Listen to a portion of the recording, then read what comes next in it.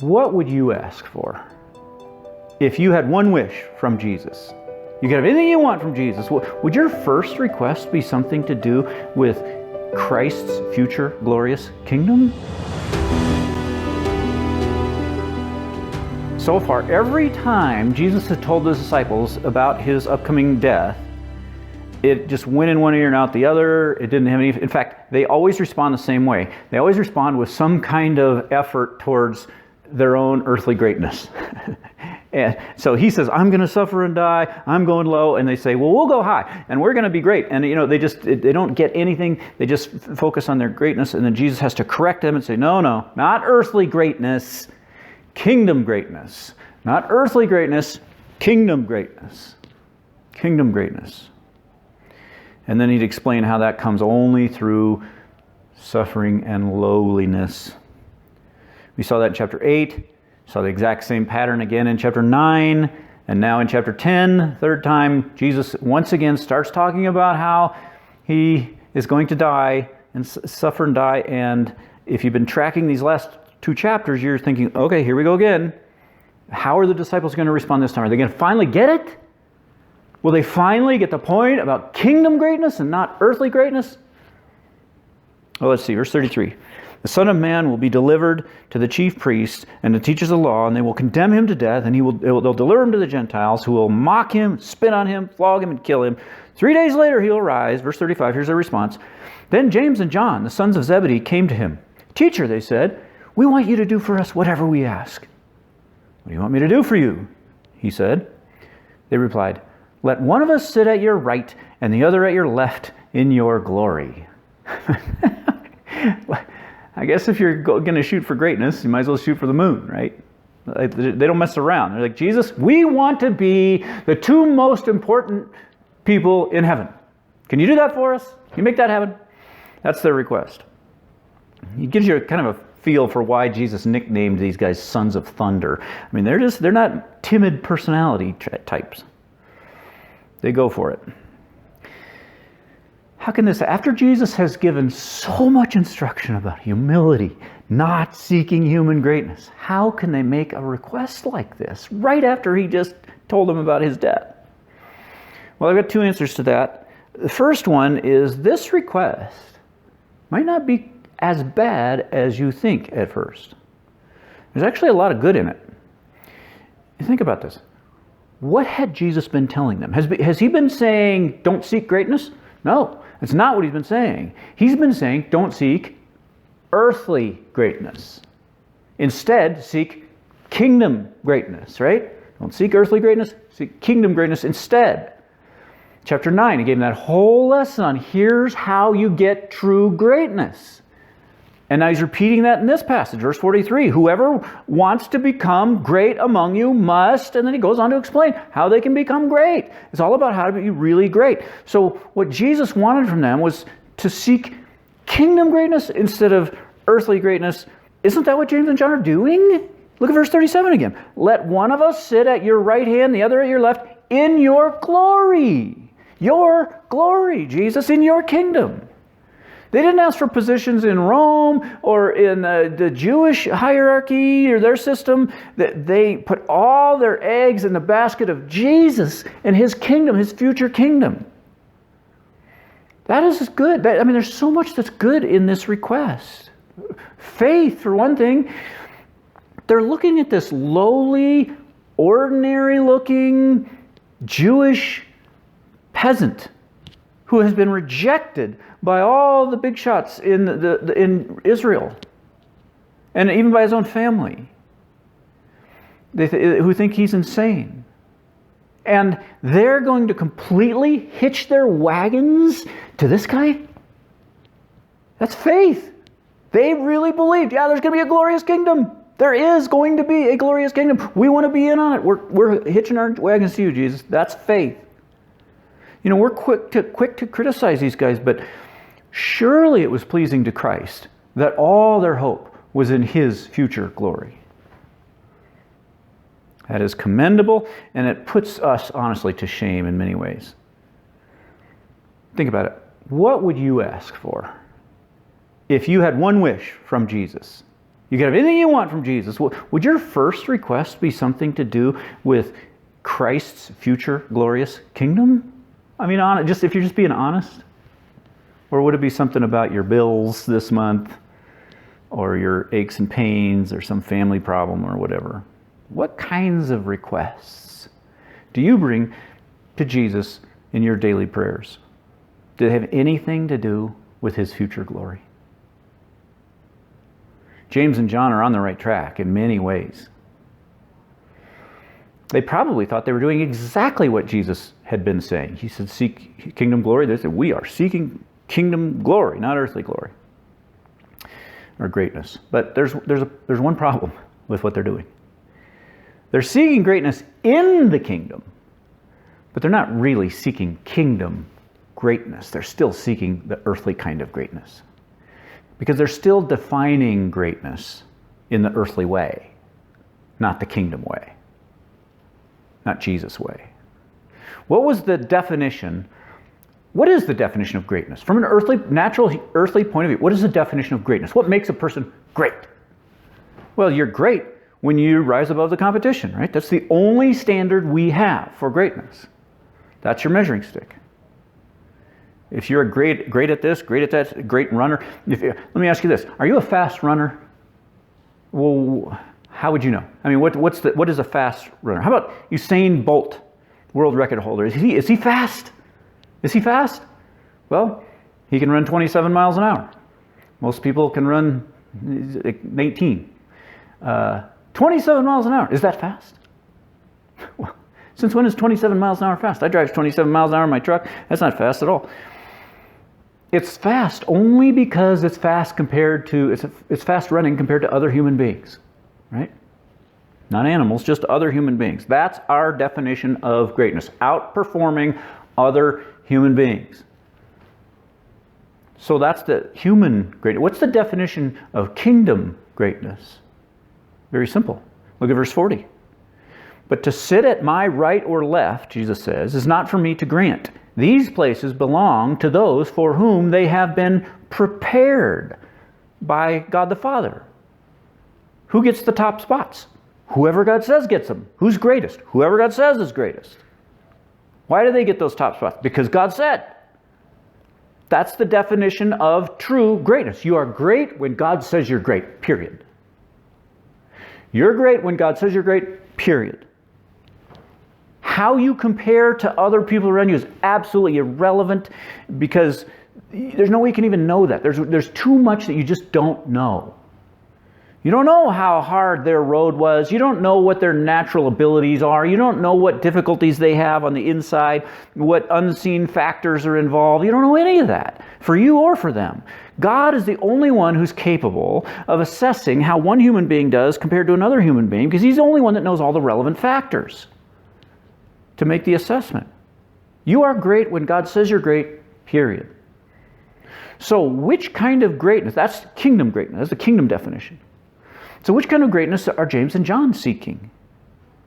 Well, they're seeking their earthly kind, right? They're defining greatness in the earthly way. Rise above the other 10. We want to be higher than them. We want to be number 1 and number 2. Jesus just got done telling these guys, you 12 men are going to sit on 12 thrones in glory, in my glory. You're going to sit on 12 thrones and reign over the 12 tribes of Israel. He just told them that. Now, can you imagine? Basically what he's saying is, you're going to replace the patriarchs. You're going to be you are going to be the 12 most important men in human history. And the sons of Zebedee hear that and say, what? We're the same as these other 10? I don't think so. I mean, give us a little credit. They don't want to be just one of they just want to be in the top 12. They're not content with that. They want to be vice president and chief of staff. They're not satisfied with top 12. They're not even satisfied with top 3. Remember, Peter, James, and John, inner 3. They're the ones that get to go to the transfiguration. They're the ones that get to see the resurrection. They're the ones that see all these special things where only 3 get to go. It's always Peter, James, and John. Peter, James, and John. Of the 7 times that James and John are mentioned in the gospel, this is the only time they're mentioned without Peter. So this stands out. Peter's absence here really stands out. Like, where's Peter? Well, James and John, they're figuring, Jesus only has two hands, right? Right and left. That's all there is. Peter gets one of those, and one of us is out. And Peter, he's already emerging as a leader. He's kind of a spokesman. So the sons of thunder corner Jesus in a moment when Peter's not there, and they try to make their move. Just see if they can squeeze Peter out of that top spot. Top 12 wasn't enough for them. Top 3 wasn't enough for them. They want number 1 and number 2. And what would you be willing to bet that if Jesus had granted them the number 1 and number 2 slots, whoever got number 2 would say, wait, I was thinking I would be the number 1. This is the way it goes with human greatness. You never arrive. You never arrive. There's always someone ahead of you. This is why billionaires who have more money than they could spend in their entire lifetime are still trying to get more billions because they haven't reached that next echelon. They're trying to compete with the next group up. The quest for earthly greatness is a never-ending chasing after the wind. And that's what they're doing. So they thought they were seeking kingdom greatness, but really they're just seeking the earthly kind of greatness in the kingdom. And that doesn't work. It just doesn't work that way. So back to our question. How could they be so dense? After Jesus explained this so many times, how could they get it this wrong? How could they be so slow to get it? I asked God this question, and He gave me an answer. The other day I was thinking about that, and I was at an incident at work. I'm driving, I stop on an incident, and I'm working this incident. There's another driver who's this guy at work. For whatever reason, he just has it in for me. He's always following me, stopping on my incidents to see if I'm doing something wrong. This time, he heard me on the radio. He drove 5 miles out of his sector just to check up on me. He pulls up, and he's training a guy. He sits in his truck, sends his trainee out to tell me that I'm doing it wrong. He says that I hadn't positioned my truck the right way. I had to move my truck. I had positioned my truck in a different way than normal because I had to use the air compressor to pump up the tire. He didn't understand any of that. Anyway, he told me, you got to So this trainee, who isn't even hired yet, he's ordering me around, telling me, you got to do it, move your truck and do this. So all that happened. Long story short, I finished. I moved my truck, repositioned my truck, like he said. I did everything, and I'm driving away, and I'm just like irritated. Right? I'm just like stewing. I'm kind of irritated. This guy's trainee's bossing me around. This other guy hasn't even worked at this company as long as I have. He thinks he's my supervisor and all this stuff. So I'm driving around. I'm irritated. And I stewed for quite a while in that irritation before I realized, oh, that's the answer to my question that I asked God.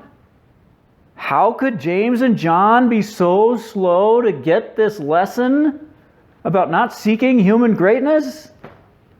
Because they're just like me. I've been studying this material in these 3 chapters, James 8, 9, and 10, for months and months and months. And still, somebody comes along and just steps their toe just a little bit on my earthly greatness, and I'm all upset. Maybe the reason this lesson keeps getting repeated in Mark so frequently, so many times in a row, is to show us how we need to just keep relearning it, how frequently we need to relearn this lesson. Learning humility, it's like the alignment on your car. Doesn't matter how straight you get it, you're always just one pothole away from getting out of whack and needing to get it back into alignment. No matter how much you do away with the quest for earthly greatness, it sneaks back in another form. And even in our best moments, in our strongest faith, like James and John, the quest for human greatness worms its way in even to our best efforts to serve God. It finds a way in. All right, so we can see what's good about their request, and we can see what's wrong with their request. They're still stuck on earthly definition of greatness. But let's look another level down, because there's something deeper that's wrong with their request. Look how they approach Jesus. Verse 35, then James and John, the sons of Zebedee, came to him. Teacher, they said, we want you to do for us whatever we ask. What are they doing there? They're asking for a blank check, right? Why? Why do they Start with that question. Instead of just making that request, just walk up to Jesus. We want to be number one and number two. Can you do that? Instead of doing that, why do they start with this? They want Jesus to do for them what Herod did for the daughter of Herodias. Remember when she danced and he says, "Oh, yeah, I'll give you whatever you ask, up to half my kingdom. It's yours." You just ask. Why do kings do that? Well, they're trying to show, this is how much favor I have for you, right? I'm just giving you a blank check. And James and John are hoping for that. They're part of the inner three. They say, we've got his favor. Surely we can say that. We'll put him in a corner. We'll say, will you do that? And Jesus will probably just say, oh, sure, guys, whatever you want. Well, Jesus doesn't fall for it. Verse 35, he says, what do you want? He says, we want you to do whatever we ask. Verse 36, what do you want me to do? So he forces them to make the request. He wisely doesn't sign their blank check. But think about their question for a minute. We want you to do for us whatever we ask. And then Jesus says, what do you want me to do for you? That's really a penetrating question, isn't it? Jesus asks exactly that same question in the next paragraph in a different context, and we'll study that when we get to the next thing, but with blind Bartimaeus. But just think about the question for now. What if Jesus asked you that question? What do you want me to do for you? What would you say? How you answer that question reveals your character. If Jesus asked me, what do you want me to do for you? I think in my best moments, I hope I would say, I want you to use me to bring about your glory, to point men to your glory and your fame. But in a lot of other moments, the real answer is more like what James and John wanted. Lord, increase my glory in the eyes of men. We don't say it in those words, but deep down we crave recognition, acceptance, appreciation, approval, admiration in the eyes of men. Thank you for listening. If you found today's episode edifying, why not share with a friend? A simple post on social media can change a person's day.